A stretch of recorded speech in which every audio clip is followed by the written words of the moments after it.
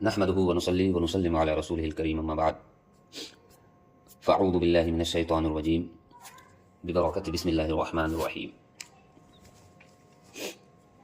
محترم سامعین، گزشتہ درس میں مکمل وہ چیزیں جو نماز میں سنت ہے، سنت نماز کے تعلق سے 3-4 ایپیسوڈ میں 3-4 پارٹ میں آپ حضرات کی خدمت میں بیان کیے گئے۔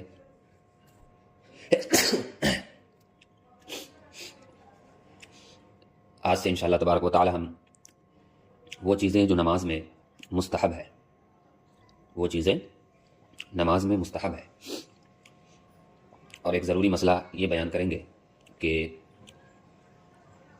ہم نے واجبات نماز میں یہ پڑھا تھا کہ کسی بھی رکن کو ادا کرنے میں اگر تاخیر ہو جائے، اور اتنی تاخیر ہو جائے کہ اتنے دیر میں ہم 3 بار سبحان اللہ کہہ سکتے ہیں، تو ایسی صورت میں وہ نماز سجدہ سہو کے ساتھ ادا کی جائے گی۔ سمجھ رہے؟ ذہن میں آپ کے ایک سوال آیا ہوگا کہ کسی کو کھانسی ہو رہی ہو، مسلسل کھانسی ہو، رک نہیں رہی ہو، نماز کا بھی ٹائم آ گیا ہے، دوا بھی کھا رہے ہیں، تو کھانستے کھانستے ہم 3 تسبیح پڑھنے سے زیادہ ٹائم لگ جاتا ہے۔ مثال کے طور پر ہم الحمدللہ رب العالمین پڑھ رہے ہیں، اسی دوران کھانسی آ گئی، اور خوب تقریباً 1 منٹ تک ہم کھانستے رہے، تو ایسی صورت میں کیا تاخیر جو ہوئی ہے کھانسی کی وجہ سے، تو کیا ایسی صورت میں بھی سجدہ سہو واجب ہوگا؟ کیونکہ تاخیر تو پائی گئی۔ تو یہ ایک ضروری مسئلہ انشاءاللہ تبارک و تعالی ہم آپ کی خدمت میں پیش کریں گے۔ اگر جماہی آئے تو نماز میں اگر جماہی آئے یا چھینک آئے تو ایسی صورت میں کیا کرنا چاہیے، تو اس کے تعلق سے بھی ہم نہایت ہی اہم اور ضروری مسئلہ آپ کی خدمت میں پیش کریں گے۔ نماز کے مستحبات، واجبات چھوٹ جانے سے سجدہ سہو کے ساتھ نماز ادا کی جائے گی۔ سنت اگر رہ جائے، چھوٹ جائے، تو دیکھا جائے گا کہ کبھی کبھار ہوا ہے یا مسلسل کر رہے ہیں آپ ایسا اسی طرح، تو عادت بنا لینا کسی بھی سنت کو چھوڑنے کی، یہ آپ کو گناہگار بنا دے گا۔ اگر کبھی کبھار ہو جائے تو کوئی بات نہیں ہے، کوئی حرج کی بات نہیں ہے۔ تیسری چیز مستحبات، وہ چیزیں جس سے نماز میں کوئی فرق نہیں پڑتا، اگر وہ چھوٹ جائے جانے یا انجانے میں، تو نماز میں کوئی فرق نہیں پڑتا، نماز ہو جائے گی۔ البتہ اگر اس چیز کو ہم کریں گے تو مزید نماز پڑھنے کا ثواب ہمیں ملے گا۔ اس کو یوں سمجھیے کہ کریں گے تو ثواب ملے گا، نہیں کریں گے تو کچھ نہیں۔ جس طرح نوافل پڑھیں گے تو ثواب ملے گا، نہیں پڑھیں گے تو کچھ نہیں۔ اسی طرح نماز کے، تو ہم جانتے ہیں نماز کے مستحبات۔ پہلا ہے حالت قیام میں موضع سجدہ کی طرف نظر کرنا۔ ایک نماز پڑھنے والا جب نماز سیکھنے کی کوشش کرتا ہے تو اسے چاہیے کہ جو چیزیں نماز کے تعلق سے اہم اور ضروری ہے ان باتوں کو بھی سیکھے، اور نماز پڑھنے کا مکمل طریقہ ہم جان جائے۔ تو جب ہم اللہ اکبر کہہ کر ہاتھ باندھ لے تو ہماری نگاہ کہاں ہونی چاہیے؟ تو بیان ہوتا ہے کہ ہماری نگاہ جہاں پر ہم سجدہ کرنے والے ہیں وہاں پر ہونی چاہیے، ادھر ادھر اوپر نیچے نہیں دیکھنا چاہیے ہمیں نماز کی حالت میں۔ جہاں پر ہم سجدہ کر رہے ہیں وہاں پر ہماری نگاہ ہونی چاہیے۔ ایک سوال ہوتا ہے کہ یہ تو حالت قیام یعنی کھڑے ہونے کی حالت میں ہماری نگاہ سجدے کی جگہ پر ہونی چاہیے، رکوع میں ہماری نگاہ کہاں ہونی چاہیے؟ تو رکوع میں پشت قدم کی طرف، رکوع میں پاؤں کی طرف ہماری نگاہ ہونی چاہیے، اور سجدے میں ناک کی طرف ہماری نگاہ ہونی چاہیے۔ سمجھ رہے؟ کھڑے ہونے کی حالت میں جہاں پر ہم سجدہ کر رہے ہیں وہاں پر ہماری نگاہ ہونی چاہیے، رکوع کی حالت میں پاؤں کی طرف ہماری نگاہ ہونی چاہیے، اور سجدے کی حالت میں ناک کی طرف ہماری نگاہ ہونی چاہیے۔ اب سلام پھیرنے کا مستحب طریقہ، پہلے سلام میں داہنے شانہ کی طرف، شانہ وہی کندھا جس کو بولتے ہیں، پہلا سلام ہم پھیرے السلام علیکم ورحمۃ اللہ، تو ہماری نگاہ کہاں ہونی چاہیے؟ کندھے کی طرف ہونی چاہیے۔ کہاں ہونی چاہیے؟ کندھے کی طرف۔ اور دوسرے سلام میں دوسرے کندھے کی طرف، دوسرے سلام میں دوسرے کندھے کی طرف ہونی چاہیے۔ سمجھ رہے؟ ہاں۔ اب آئیے جو مسئلہ میں آپ کے سامنے ذکر کیا تھا کھانسی اسی کے بارے میں، اس کے بارے میں ڈیٹیل میں ہم جانتے ہیں۔ جماہی آئے تو منہ بند کیے رہنا، اور نہ رکے تو ہونٹ اور دانت کے نیچے دبائے، اور اس سے بھی نہ رکے تو قیام میں داہنے ہاتھ کی پشت سے منہ ڈھانک لے، اور غیر قیام میں بائیں کی پشت سے یا دونوں میں آستین سے، اور بلا ضرورت ہاتھ یا کپڑے سے منہ ڈھانکنا مکروہ ہے۔ ہاں، جماہی کے تعلق سے مسئلہ ذکر ہو رہا ہے۔ سب سے پہلے تو اس کو ہے نہ آنے کی کوشش کرے کہ نہ آئے جماہی۔ کوشش کرنے کے بعد بھی اگر جماہی آئے تو بیان ہوتا ہے کہ قیام میں اگر ہو، کھڑے ہونے کی حالت میں اگر جمائی آئے تو دائنے ہاتھ کی پشت سے، پشت یعنی اوپر چمڑے والا حصہ، سمجھ رہے، جس طرح ناخن رہتا ہے اس کو پشت کہتے ہیں، سمجھ رہے، پشت سے منہ ڈھانک لے۔ اور اگر قیام کی حالت میں نہ ہو، مثلا رکوع میں ہو، تشہد میں ہو، سجدے میں ہو، تو ایسی صورت میں بیان ہو رہا ہے کہ غیر قیام میں بائیں کی پشت سے، قیام کی حالت میں داہنے ہاتھ کے پشت سے یعنی سیدھے ہاتھ کے پشت سے، اور غیر قیام میں بائیں ہاتھ کے پشت سے یعنی لیفٹ ہینڈ کے پشت سے آپ اس کو منہ پر ہاتھ رکھ لیں، سمجھ رہے؟ ہاں۔ اب ایک بہترین طریقہ یہاں پر ذکر ہو رہا ہے کہ جماہی روکنے کا مجرب طریقہ، بہترین طریقہ کہ جماہی رک جائے، جماہی رک جائے تو کوئی ایسا طریقہ بتایا جائے جس طریقے کو اپنا کر جماہی روکنے میں وہ طریقہ کارگر ثابت ہو، کامیاب ثابت ہو۔ تو بتایا جاتا ہے کہ جماہی روکنے کا مجرب طریقہ یہ ہے کہ دل میں خیال کرے کہ انبیاء علیہ السلام کو جماہی نہیں آتی تھی، سبحان اللہ، جماہی آنے والا ہے، آپ روکنے کی کوشش بھی کر رہے ہیں، نہیں رک رہا ہے، تو پھر کیا کریں؟ تو ایک بہترین طریقہ یہاں پر بتایا گیا ہے کہ دل میں یہ خیال کر لے کہ انبیاء کرام علیہ السلام کو جماہی نہیں آتی تھی۔ جب یہ خیال دل میں پیدا ہوگا، جب یہ خیال دل میں آئے گا تو انشاءاللہ تبارک و تعالی جماہی خود بخود رک جائے گا، جماہی نہیں آئے گی۔ مرد کے لیے تکبیر تحریمہ کے وقت ہاتھ کپڑے سے باہر نکالنا، ہاں ٹھنڈی کے موسم میں یہ ذکر ہو رہا ہے کہ مستحب طریقہ یہ ہے کہ مرد حضرات جب تکبیر تحریمہ کہے تو ہاتھ ہے نا چادر سے باہر نکال کر کانوں کی لو تک اللہ اکبر کہے، پھر ہاتھ کو باندھ لے۔ مگر عورت کے لیے کپڑے کے اندر بہتر ہے، ہاں یعنی کپڑے کے اندر ہی اللہ اکبر کہہ کر ہے نا پھر ہاتھ کو جہاں پر باندھنے کا طریقہ بتایا گیا ہے وہاں پر باندھ لے، یہ بہتر طریقہ ہے، مستحب طریقہ ہے۔ اگر اس کے خلاف کرتے ہیں، یعنی اگر آپ کپڑے سے باہر ہاتھ نکال کر کپڑے سے باہر ہاتھ نکال کر اللہ اکبر کہہ کر پھر کپڑے کے اندر ہاتھ باندھتے ہیں تو یہ طریقہ بھی درست ہے، مگر مستحب طریقہ ہماری بہنوں کے لیے یہ ہے کہ کپڑے، عورت کے لیے کپڑے کے اندر تکبیر تحریمہ کے وقت ہاتھ رہنے چاہیے۔ اب آیا مسئلہ جہاں تک ممکن ہو کھانسی دفع کرنا، جہاں تک ممکن ہو کھانسی دفع کرنا، اس کے تعلق سے ہم فتویٰ جانیں گے۔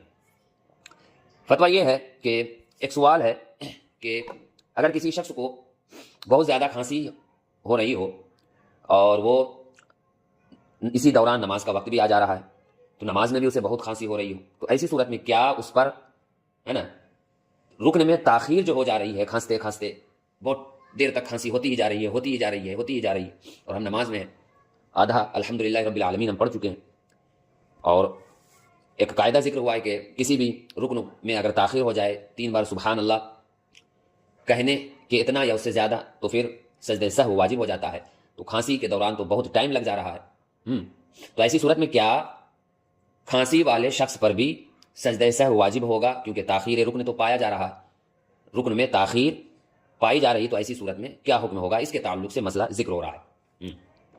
مسئلہ یہ ہے کہ نماز میں بلا ضرورت کھانسنے اور کھکارنے سے نماز مکروہ ہو جاتی ہے۔ 2 چیز یہاں پر سمجھنا ہے، ایک ہے کیا بلا ضرورت اور ایک ہے ضرورت۔ اس کو یوں سمجھیے کہ ایک ہے جان بوجھ کر اور ایک ہے عذر کی وجہ سے، ایک ہے عذر کی وجہ سے۔ اگر واقعی آپ کو کھانسی ہے، اگر واقعی آپ کو کھانسی ہے تو ایسی صورت کا حکم الگ ہے، اور اگر آپ کو کھانسی نہیں ہے، اگر آپ کو کھانسی نہیں ہے پھر بھی کھانس رہے ہیں آپ، تو ایسی صورت کا بھی حکم الگ ہے۔ تو وہی بات یہاں پر ذکر ہو رہا ہے کہ نماز میں بلا ضرورت، یعنی آپ کو کھانسی نہیں ہے پھر بھی آپ کھانسنے کی کوشش کر رہے ہیں یا کھانس رہے ہیں یا کھکار رہے ہیں، کھکارنا جانتے ہو؟ ہاں، یا کھکار رہے ہیں، تو ایسی صورت میں نماز مکروہ ہو جاتی ہے۔ نماز تو ہو جائے گی مگر نماز میں ثواب کم ملے گا، جبکہ بالقصد ہو یعنی جان بوجھ کر ہو، اور اگر طبیعت دفع کر رہی ہے تو حرج نہیں، سمجھ رہے؟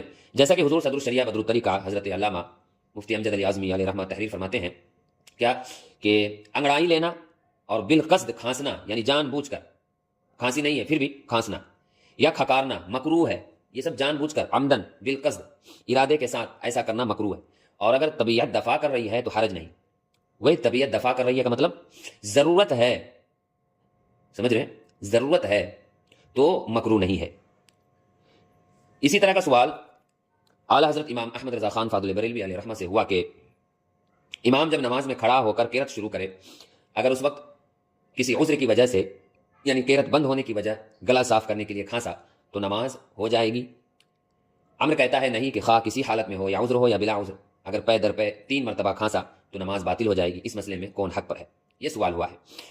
आप अलैहिर्रहमान ने जवाब फरमाया क्या कि सूरत मज़कूरा में नमाज में असलन कोई खलल ना आया, खांसना खंकारना जबकि बजरिए किसी गर्ज सही के लिए हो, जैसे गला साफ करना या इमाम को सहव पर मुतनब्बे करना, तो मजहब सही में हरगिज़ मुफसिदे नमाज नहीं। समझ रहे? खुलासा कलाम मसले का यही है कि अगर वाकई आपको खांसी हो या अंगड़ाई आ रही हो या खकारने की ज़रूरत हो गला साफ करने के लिए, बसा औकात क्या होता है गला में बलगम वगैरह जम जाता है तो आवाज़ नहीं निकलती, या आवाज़ तो निकलती है मगर साफ आवाज़ नहीं निकलती, तो गला साफ करते हैं इस तरह करके तो फिर आवाज़ सही आती। तो ज़रूरत है यहाँ पर, तो ज़रूरत के तहत ऐसा करना दुरुस्त है, जायज़ है। और अगर बगैर किसी ज़रूरत के ऐसा कर रहे हैं तो फिर नमाज मकरूह वाली होगी, यानी नमाज तो हो जाएगी मगर सवाब कम मिलेगा, सवाब कम मिलेगा। समझ रहे बात को? अब आइए आगे, ये मसला तो हम जान गए खांसी के ताल्लुक से कि अगर नमाज में खांसी हो तो क्या हुक्म होगा, तफसील के साथ हमने बहार शरीयत और हुजूर आला हज़रत अलैहिर्रहमा के हवाले से आपके सामने मसला पेश कर दिया गया। दोनों पंजों के दरमियान कयाम में 4 उंगल का फासला होना चाहिए, यानी जब हम खड़े हो तो 2 पाँव के दरमियान कितना फासला होना चाहिए, कितना गैप होना चाहिए, उसके ताल्लुक से सवाल है, उसके ताल्लुक से मसला जिक्र हो रहा है कि दोनों पाँव के दरमियान कयाम की हालत में यानी खड़े होने की हालत में 4 उंगल, बोले तो 1 उंगली 2 उंगली 3 उंगली 4 उंगली, कितना 4 उंगली नीचे रख देंगे 4 उंगली। अब ये जितना है ना जगह ले रहा है उतना फासला होना चाहिए, उतना फासला होना चाहिए, ये मुस्तहब है। अगर इससे ज़्यादा भी हो जाए तो फिर नमाज में कोई खलल और नमाज में कोई असर नहीं पड़ेगा, नमाज आपकी हो जाएगी। समझ रहे बात को? हाँ, तो हालत क़याम में 2 पाँव के दरमियान कितना फासला होना चाहिए, इसके ताल्लुक से मसला ये जिक्र होता है कि 4 उंगल का फासला होना चाहिए। अगर इससे ज़्यादा भी हो जाए, यानी 4 उंगल से ज़्यादा हो जाए, 5 उंगल 6 उंगल 7 उंगल ज़्यादा भी हो जाए तो भी नमाज हो जाएगी, मगर सही तरीका 4 उंगल होना चाहिए। अगर इससे ज़्यादा करेंगे तो फिर बद मजहबों के मुशाबिहत की तरह हो जाएगा, जैसा कि आप बद मजहबों को देखेंगे है ना, दोनों पाँव के दरमियान काफ़ी फासला होता है उनके दरमियान, उनकी नमाज में दोनों पाँव के दरमियान काफ़ी फासला होता है। तो बेहतर तरीका यह है कि 2 पाँव के दरमियान कितना फासला होना चाहिए, 4 उंगल, कितना 4 उंगल कितना फासला होना चाहिए। समझ रहे? तो प्यारे सामईन व नाज़रीन, आज के दर्स में हमने नमाज के मुस्तहब्बात के ताल्लुक से जाना। इन तमाम आज के दर्स का खुलासा मैं आपके सामने पेश कर देता हूँ। वो खुलासा ये है कि नमाज में चंद बातें मुस्तहब है, और वो ये है कि जब हम खड़े हो तो हमारी निगाह कहाँ होनी चाहिए, तो हालत क़याम में हमारी निगाह सजदे की जगह पे होनी चाहिए, रुकू में पाँव की तरफ हमारी निगाह होनी चाहिए, यानी जहाँ पर पाँव हो, और सजदे में नाक की तरफ होनी चाहिए, और कायदे में गोद की तरफ होनी चाहिए। एक बात यहाँ पर छूट गई थी कि कायदे में जब हम बैठे, चाहे वो कायदे उला हो या कायदे आखिरा, यानी पहला कायदा हो या दूसरा कायदा हो, या तो इसमें हमारी निगाह कहाँ होनी चाहिए, तो गोद में होनी चाहिए, इधर उधर हमें नहीं देखना चाहिए, ऊपर नीचे नहीं देखना चाहिए। सही तरीका यही है कि जब हम नमाज़ पढ़े तो वो पूरे हुकूक और पूरे तौर तरीके के साथ हम नमाज़ पढ़े। सलाम फिरने में हमारी निगाह कंधे की तरफ होनी चाहिए, यानी अस्सलामु अलैकुम निगाह कंधे की तरफ हो, और अस्सलामु अलैकुम निगाह इस जानिब कंधे की तरफ हो। समझ रहे? और एक अहम और ज़रूरी मसला आपके सामने पेश किया गया कि नमाज में अगर खांसी आए तो नमाज में क्या असर पड़ेगा या नहीं, तो इसके ताल्लुक से बताया गया कि अगर वाकई उज़्र है, यानी खांसी खूब हो रही है आपको, तो ऐसी सूरत में आपकी नमाज हो जाएगी। और अगर आप जानबूझकर ऐसा कर रहे हैं, खांस रहे हैं, जमाही ले रहे हैं, अंगड़ाइयाँ ले रहे हैं, तो ये है ना नमाज को मकरूह कर देगा, नमाज में सवाब को कम कर देगा। इंशाअल्लाह तबारक व तआला कल के दर्स में हम मज़ीद नए नए मसाइल आपकी खिदमत में पेश करेंगे, जिसमें से